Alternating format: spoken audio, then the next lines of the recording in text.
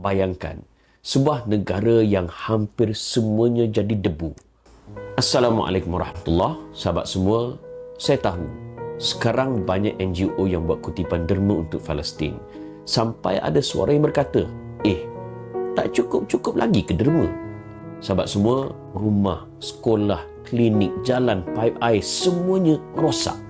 Untuk bina semula, anggaran Badan Antarabangsa meletakkan keperluan pemulihan dan pembinaan semula Gaza melebihi 50 bilion US dollar.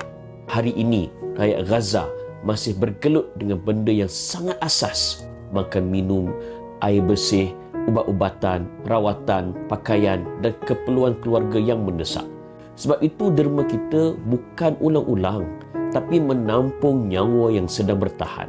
Sementara proses pemulihan yang besar itu mengambil masa yang panjang. Dan Nabi Muhammad SAW mengajar kita, Allah menolong hamba-Nya selagi hamba itu menolong saudaranya. Sahabat semua, jom kita jadi asbab berdirinya semula Gaza dan rakyatnya. Mari salurkan sumbangan melalui Yayasan Al-Quds Malaysia.